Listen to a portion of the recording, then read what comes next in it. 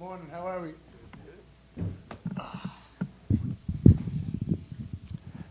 Right, good morning, folks. How are we?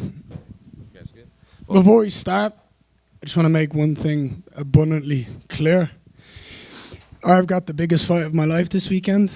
I'm absolutely, completely fucking focused on the fight. So let's stick to the professional stuff. Yeah? Stick to the fighting. Let's talk about the fighting. Let's talk about Islam. Let's talk about the fight. Nothing else. Well, Ian, to go off of that, I guess, the first time we saw you at MSG, you were kind of like you had this plan to get the title. You were speaking at as if it was inevitable. So now we're only a few days away from you getting to achieve that dream. Has it hit you? Has it dawned on you? Or do you finally have to treat this as a normal fight week, preparing not only for the title fight, but the #1 fighter in the world? That's a great question. I knew from the moment I started this sport, I knew the talent that I had. And I knew that with all the talent, the discipline, the sacrifice, and the hard work that I knew I would put in, I knew I would get here. And I have gotten here. And nobody in the world has deserved a world title shot more than me. It still hasn't hit me yet. I still think it's going to be Friday when it hits me, and I'm like, all right, this is it. He's here. There's no more to do. There's no more weight cutting. There's no nothing, no media. It's just show up, face off at the ceremonials, and then I know tomorrow I fight him. I think then it will kind of come to reality that it's real. But I've always said I want to fight the toughest fighters in the world, the best fighters in the world, because that's how you become great. You leave no question marks, no excuses. I have fought some of the greatest fighters walking this planet right now at welterweight. And it's going to be a great honor to go out there and compete against Islam, the #1 pound-for-pound fighter on the planet, a two-weight world champion. His legacy is set in stone. Do you know what I mean? He's done so much in this sport. But beating him, it's exactly the challenge I would want to become the champion of the world. Well, to go off of that, when I feel like no one would have complained if you got a title shot maybe even a couple fights ago, especially when you weighed in as the backup in Montreal. Obviously, that was Jack Bilal, but now it's Islam. It's just kind of a different aura during a fight week for him. Is this best case scenario, getting, like I said, not just fighting for the title, but the guy? Winning a world title in the UFC is amazing. Doesn't matter who you beat to become the world champion. You're forevermore a UFC world champion. But just like when Conor McGregor beat Jose Aldo, who hadn't been beaten 10 years, there was a different, okay, this is legit. I get the same opportunity to fight the #1 pound-for-pound fighter on the planet, a man who is on a record-setting win streak that we haven't seen since the great Anderson Silva. So for me to go out there against him, who many consider to be a generational talent, they're starting to talk about him in the GOAT conversation. For me to go out there and have that as the challenge that I have to go out and beat to prove not only I'm the champion of the world, but I really, truly am the best on the planet, it's exactly what I want. Is he a guy that you think you'll have to beat twice, considering everything he's done? In the past, we've seen guys with these long win streaks, they lose and then they get the immediate rematch just based on their resume. Is Islam a guy you have to beat twice to finally put an end to it? I think let's focus on beating him once, and then we can focus on beating him twice. Does that make sense? But it all depends on the fashion. If I go out there and I scalp him in 2 minutes, do you want to see me fight him again straight away? Do you know what I mean? That's just the way it is. If we have a back and forth war like he had with Volkanovski, then it probably would warrant a rematch. But also, there's many other challenges here that are exciting at the same time. So let's get through Saturday night. Let's get the win, and then we'll see in what fashion I get the victory and if there's a rematch on the cards. But I wouldn't be against it. I think he's earned enough to do it. But let's get through Saturday night first. Did you bit of your camp in Georgia, or a big chunk of your camp there? It was the first place I went to when I found out that we were next. It was way early on. We went to Georgia because I wanted to feel. The Georgians were so lovely. Ahead of my fight with Bilal, I told them I was going to need their help. When I do, let me know. I got so many messages, so many opportunities to go out there and train. And it was great to feel their pressure, their style, their pace, their skill, and then kind of mold my vision of how I need to win the fight from what I learned there, if that makes sense. So how do you see the fight playing out in your mind? People are talking about it being an interesting fight, but the truth is it's such a black and white fight. He has to get me down. I have to keep it on the feet. However, it's the most elite of both of those worlds. He is unbelievably good when he grabs a hold of people, and I am unbelievably good at moving around on the feet and being the best striker in the world. So it's how do we get our games going to win the fight? Who's going to control the fight? Who's going to get the fight where they want it to be, keep it where they want it to be? Can he grab a hold of me, keep a hold of me, get me to the ground, hold me down? Can I stop him taking me down? Can I keep the movement? Can I keep hitting him, keep hurting him? And that's the fight. But it's I believe it's the most elite version of a striker versus a grappler that we've ever seen in the sport. I think it's the next generation of what MMA has turned into, because Islam is no slouch on the feet. Look at what he did to Jack Della Maddalena. Like, the guy can strike, but we don't talk about it because he's so good at the grappling. And for me, it's very simple. He is a phenomenal fighter in every facet of the game, as am I. And I think this is one of the most well-rounded fights we've ever seen in the UFC, full stop. The last one for me, to kind of go off of that. I mean, you train with Damian and Charles, who are two of just the most elite grapplers we've ever seen. Can I just ask what it is like rolling with Damian? Because I've chatted with the people in the past, and they say it's like, they compare it to drowning. Like, you just don't know where you are, and you kind of have no control of your body down there. No, I wouldn't say it's like drowning. I would say it's like, it's almost worse. It's almost worse than drowning, because it's like, oh, okay, sweet. So we're gonna touch gloves. We're gonna roll. I know you're gonna get my back at some point, and I know exactly what's gonna happen when you get there. I know that's the plan, and you just can't stop it.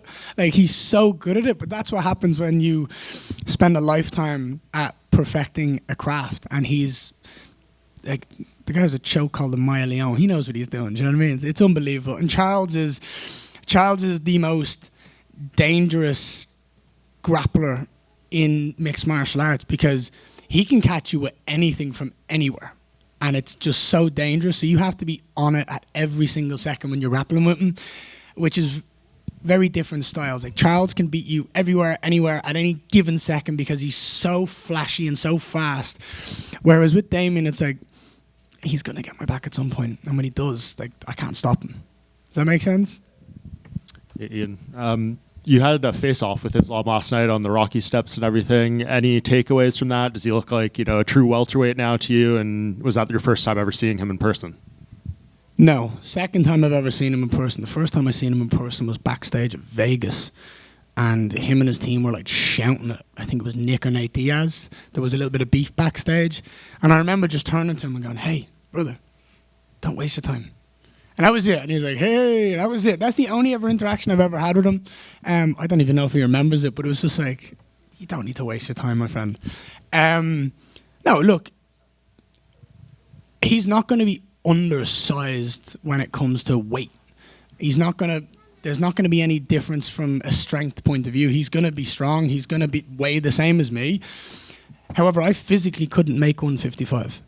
So when we talk about natural welterweights, I'm bigger. I couldn't make the weight he used to make. So size-wise, people are talking about it online. It doesn't correlate for me the same way. I think it's more stylistically this fight is interesting than size. If anything, me being tall is better for him, because there's more room for him to get under, to get to my leg. There's more leg to get. Do you know what I mean? So I just kind of felt like yesterday he didn't want to be there. He didn't want to be at the face-off. I sensed a little bit of like nervous energy from him, but those face-offs, they're fake. They're for social media. They're for Instagram. They're for obligations. They're not for us.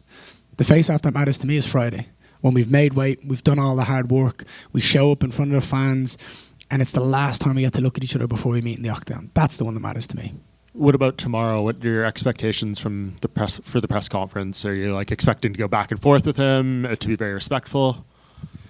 I think Islam's a funny dude. I like his comments. I think he's got a great dry humor with the kind of the language barrier that he has. I think it's hilarious. It comes across great. Yeah, look, I have no problems with Islam. There's all respect from a competitive point of view. There always is. If he says anything that steps out of line in my book, then he's opening up a door for me to go in, and I don't want to do that. Does that make sense? There's too much negativity in this sport. There's too much of a bad energy at times. We always want to talk about someone in a negative light. Oh, this person said this. What do you think? Oh, he's this, he's that. Gone should be the days of negativity, and let's just speak about people in positive light. So I don't want that to go that way. I don't want any negativity. Let's focus on the fight. There's history to be made on both sides of the octagon. You know, he's the greatest lightweight champion we've ever seen. He's a 2-weight world champion, and if he can win this fight on Saturday night, he breaks the longest consecutive win streak in UFC history. On my side, I'm trying to achieve the dream that I had as a 16-year-old kid from Dublin, Ireland, of becoming the UFC champion. Not only that, I'm also, with a win, the most victorious Irishman in UFC history, and I break Conor McGregor's wins at the moment. So there's history on both sides of the octagon. I want to create mine and stop his, and we don't need to do anything else other than just fight on Saturday night. Does that make sense? Mm-hmm. If you win this fight, do we have to change the nickname? Because I guess the future would be now, right? Or do you? The future's inevitable, buddy. The future's in 5 minutes' time. If we want to walk outside and have a fight in 5 minutes, it's inevitable. I'm going to be there. Let's go. It's never going to change. If anything, it'll just pass on to the little terror that's running around this hotel this week, to little Leander. He's 100% a fighter, and I'm excited to see that future play out. Ian, right here. You talked about how this is pretty black and white, you know, striker versus grappler, maybe the most extreme example of that in UFC history. But if he does bring it to the areas that he's good at, to the ground, how comfortable are you dealing with that? And also, do you feel like you still, after all these years, don't get enough credit for your grappling? Grab my leg and find out. Thanks. It's that simple. I've trained with Damian Maia. I've been training with Charles Oliveira. I've got John Hathaway in the back there. Absolute legends. I have prepared the best I possibly can for this fight. There is no stone unturned. I am ready for everything. Grab my leg and let's find out. Ian, back here. You've obviously trained grappling with Damian Maia. You've struck with Conor McGregor. You've been very open-minded to like acquiring skills and like going around the world. I want to ask you, what do you believe is the best base for MMA?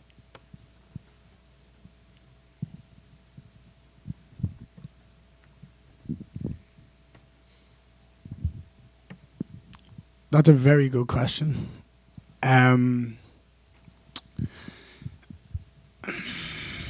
There's so many ways to look at this.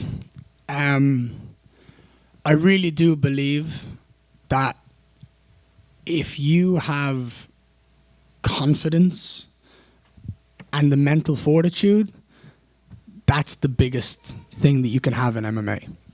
Because if you're a striker and someone takes you down and you can keep pushing yourself and speak positively to yourself, like, I can get out of this, I can keep going, that's a more impressive skill than being able to get up itself. Like, you're constantly focused. But with that mindset, you can do anything. You can learn. I can teach anyone how to strike. I can teach anyone how to wrestle. I can teach anyone how to do jiu-jitsu.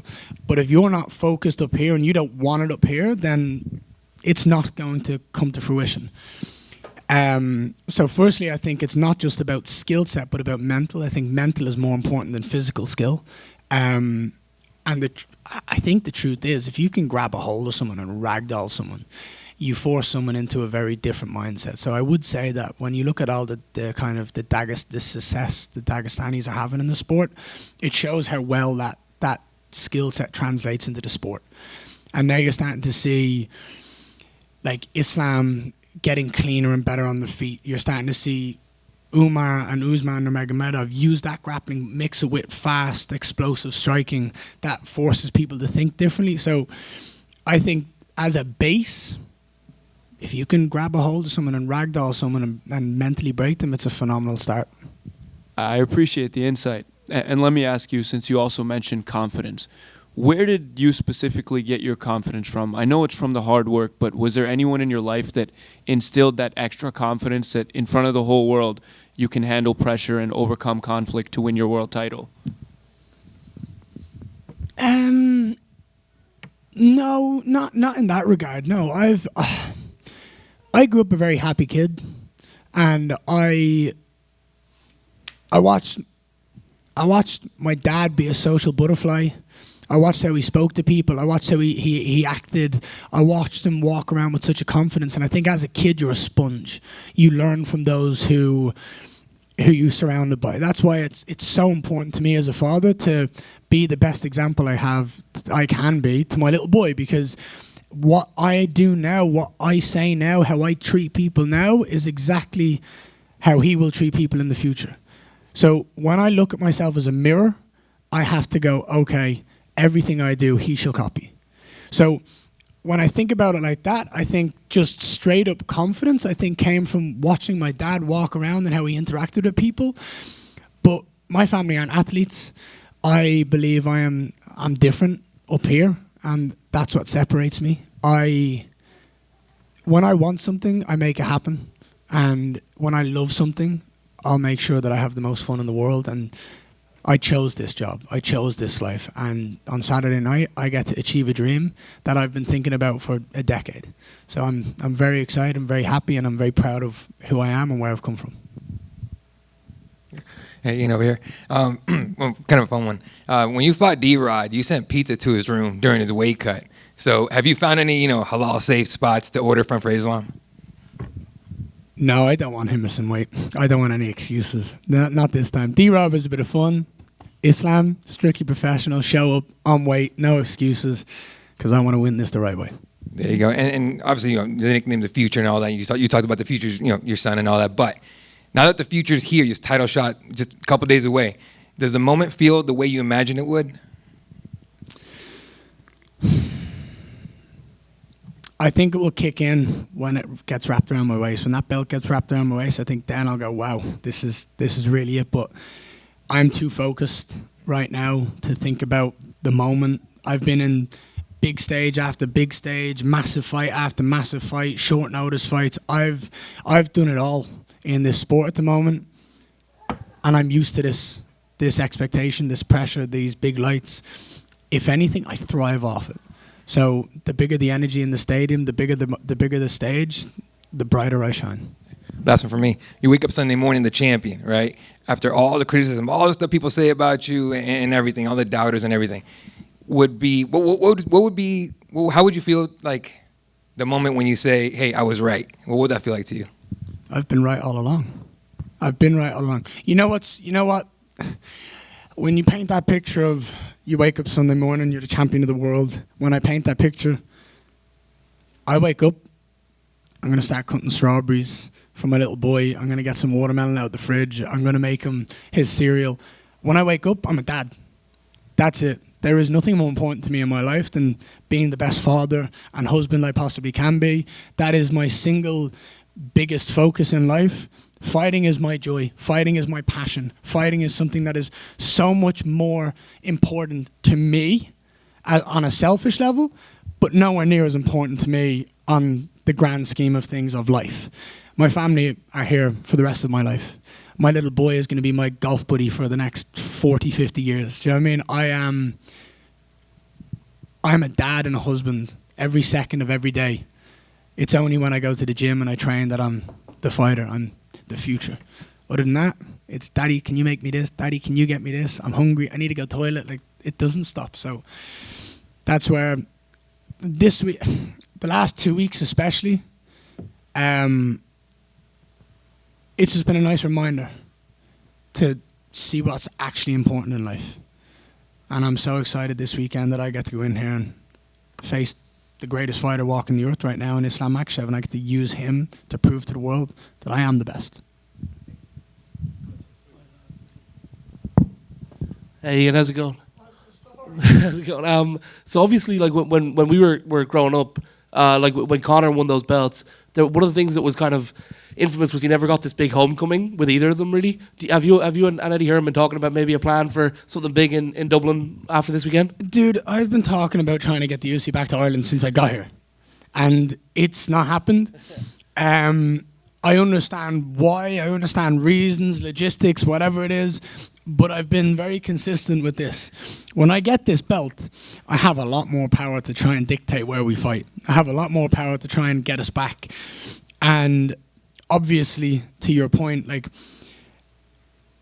there's always been a lot of speculation about the potential of Conor McGregor having a Croke Park event.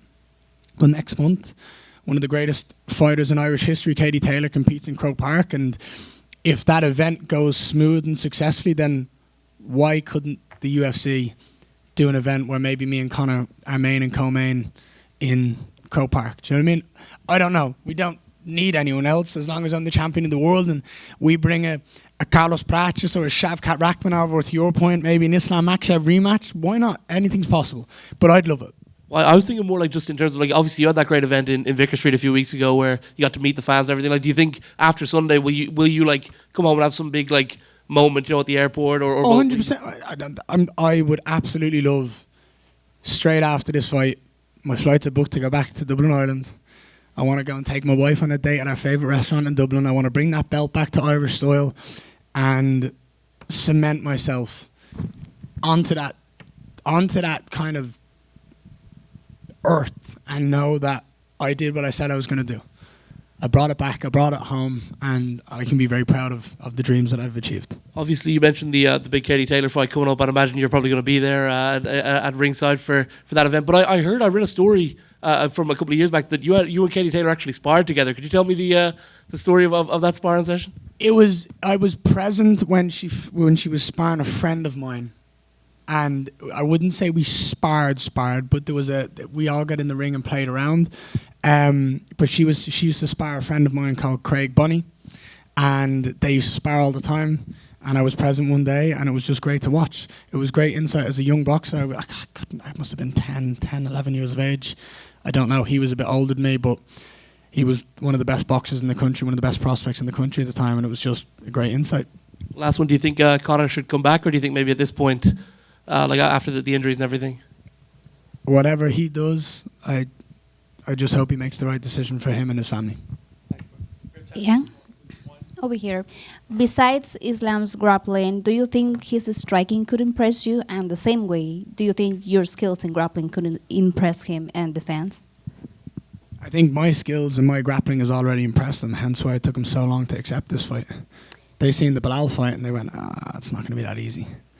And yes, I said it a couple of minutes ago, his striking isn't talked about enough because of how good his grappling is. But when you watch him go out there, he beat Jack Della Maddalena every second on the feet. And it was only when he wanted to grab a hold of him did he take it to his world. But he's incredibly talented in all areas of the game. Make no mistake about it. If you switch off on the feet, look what happened to Volkanovski. He can take you out there too. That's why I say this fight is arguably the best complete mixed martial artist fight we've seen in a long, long time. But it's the highest levels of two facets to the game.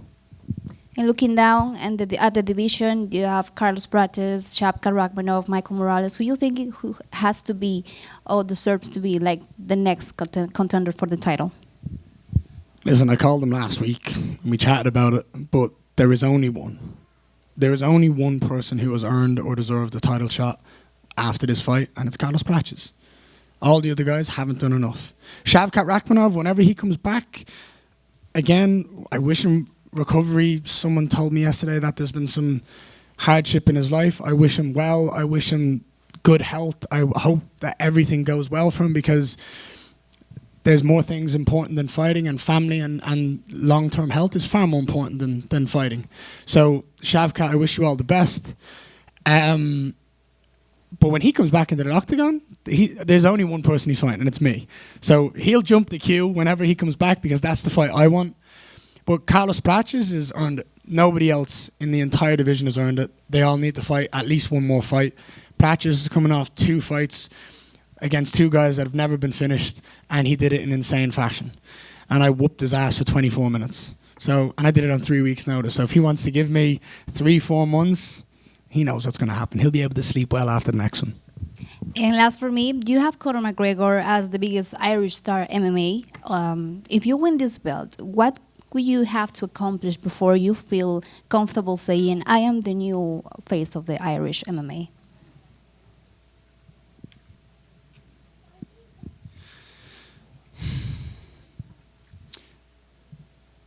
Being the face of Irish MMA is going to be a tough ask when you have such an iconic fighter from the same country like Conor McGregor.